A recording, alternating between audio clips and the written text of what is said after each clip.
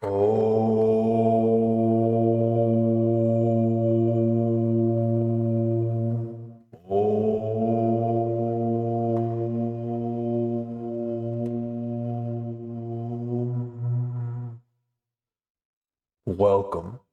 to the Third Eye Podcast. It's good to be back. If you'll notice, if you're watching this, you can notice that I have a small mic right here on my collar.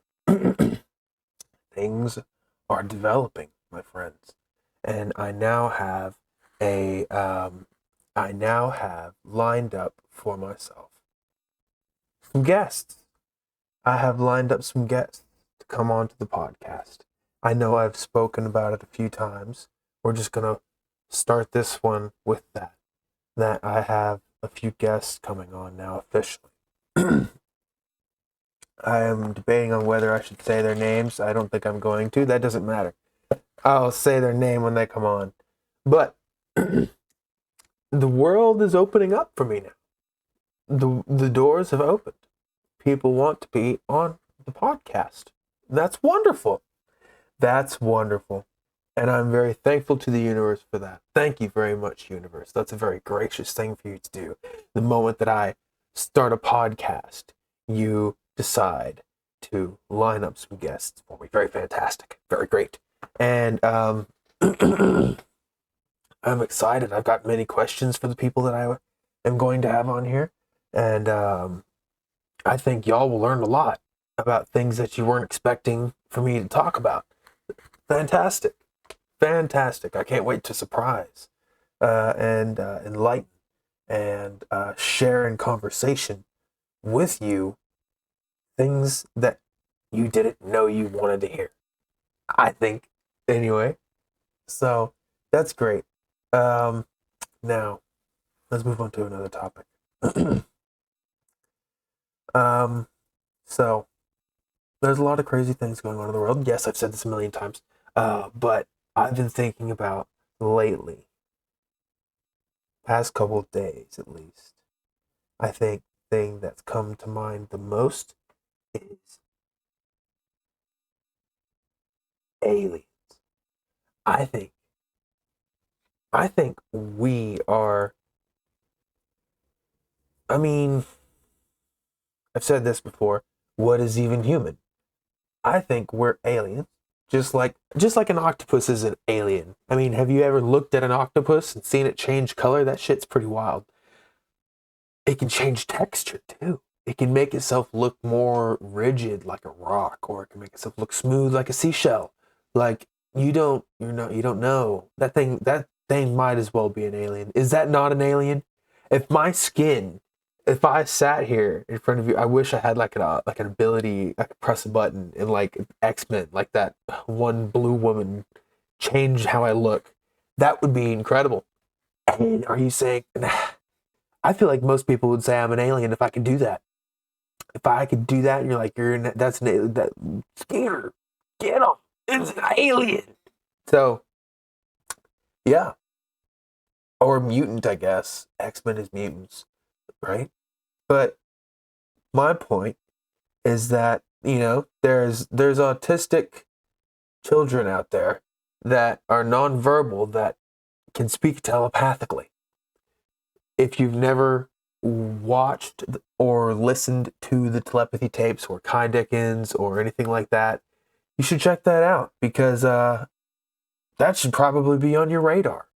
They're trying to prove telepathy. Is that not interesting to you?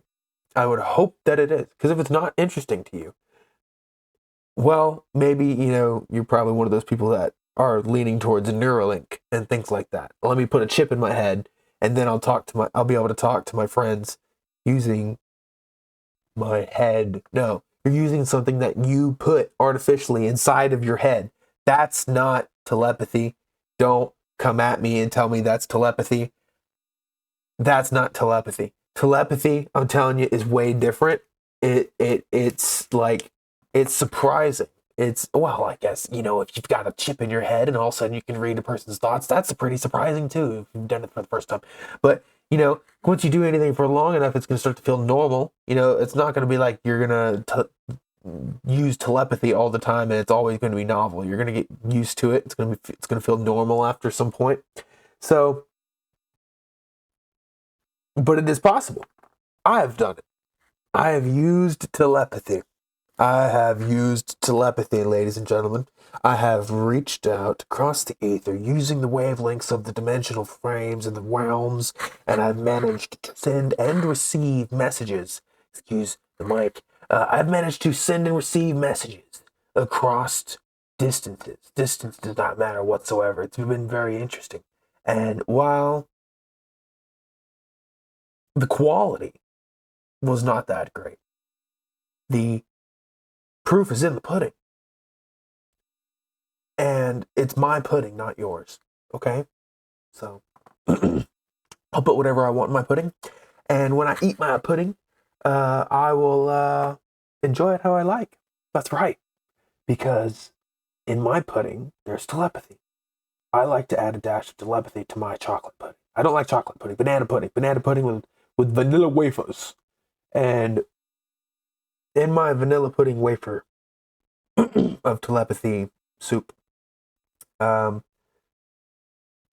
it worked for me was just simply like my wife was thinking about me while she was singing a song kind of out loud and in her head, and I was pulling into work and it just came through super clearly. It was like how I describe it to her is like, how you get home late at night, you're getting off work and you've been blasting the radio, and then you pull into your place and you turn your car off, and then the next morning you don't remember that your radio is turned all the way up, so as soon as you turn it on, it blasts you first thing in the morning. It was like that.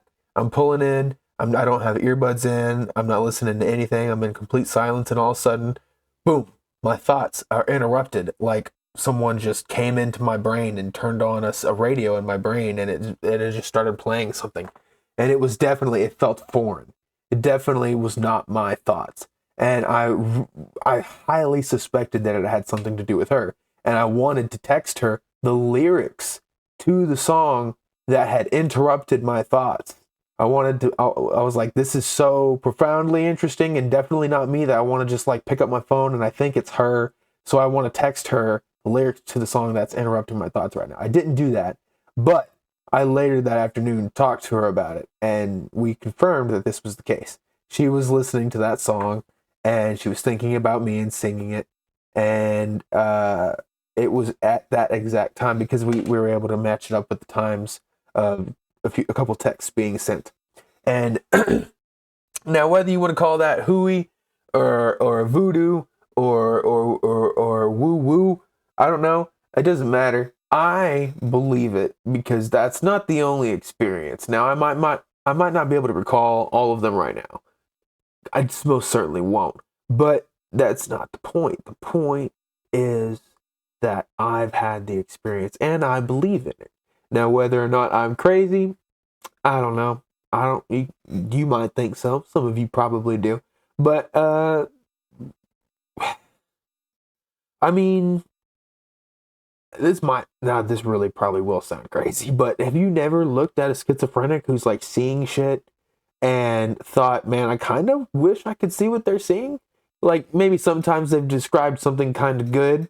Like, I don't know if that's ever happened to you, or a schizophrenic is seeing something wonderful and they're describing something wonderful and lovely, and you're like, well, that's kind of nice. And then they start talking about skinning squirrels and shoving feces up in okay, yeah. But like, you understand what I'm saying.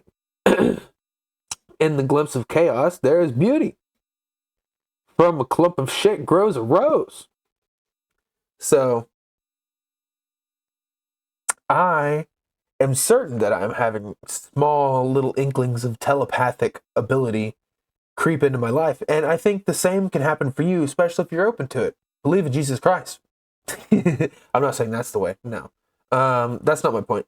But like I've heard a lot that it operates on the frequency of love. So if you can just simply love, and then the question comes, what is love? Well, from an autistic nonverbal child, many have said the same, and they would say that love is anything that unifies. I think that's correct. Anything that unifies. And then I was thinking to myself when I heard that, does nicotine unify people? Like, does weed unify people? Does psychedelics unify people? Does food? Does camaraderie? Does sports? Does a lot of these things unify people? Is that love? What is love? Can a thing be love? Can a sport be love? Can football be love? I don't know. But it's interesting how people get interested in a thing and they enjoy it so much and it makes them so happy. So when you're dealing with something like that, when you meet somebody that enjoys a thing so much that they might even say that they love it, what is that? Why do you love that thing? Certain events maybe led you to do that, believe this, to behave in a way that leads you to enjoy certain things. And the things that you do enjoy, you love. And love is anything that unifies. So if it's something that unifies, it's love, period. Full stop. That's it. That's the podcast, ladies and gentlemen. And love is anything that unifies, full stop.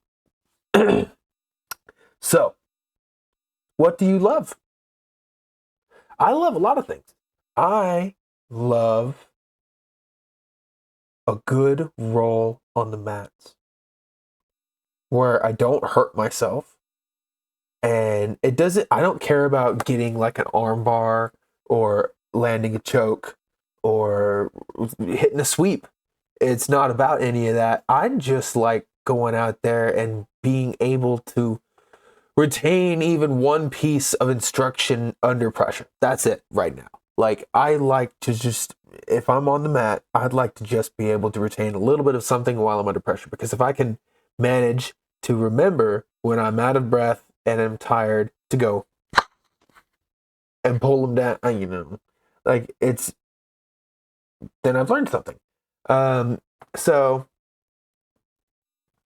yeah, I love a lot of things. Love is anything that unifies.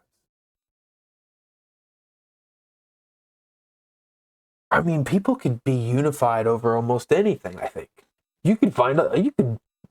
I bet if you're really good, especially at a psyop, if you're good at making psyops, you can make people love anything. I've been thinking about starting a cult. I'm going to start a cult. And the thing about my cult is actually going to be different. My cult, see, I've been listening to a lot about cults here in the past week as well, and I've been thinking about, 'cause people say all cults turn into sex cults, and then this one podcast I heard, it was like a comedy podcast, and they were talking about how all cults become sex cults except for Scientology. It's the only one that didn't turn into like a sex cult apparently, or something like that. Well, with that being said, my chair is falling down. I want to make a guidebook. I want to make a little guide to make sure that I run my cult the right way. You know what I mean? If I'm going to have a cult, I want to do it the right way. And my cult would be a good one, a nice one. You know what I mean? Of course, that's what they all say. But there's got to be rules in this cult, of course, but it's got to be based off of the things that have already gone wrong in the other cults, right?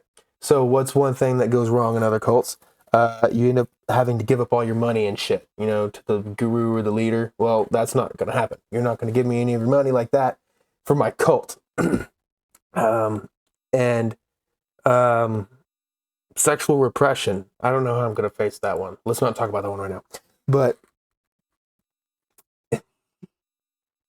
so yeah, I don't know if I'm going to really start a cult. I'm not. It's a joke. But the point is that you could do anything in this life, and you should try to do anything in this life.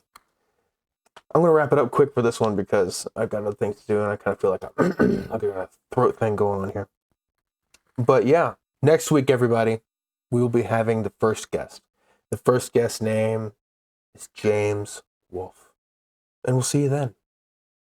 Don't forget to, oh.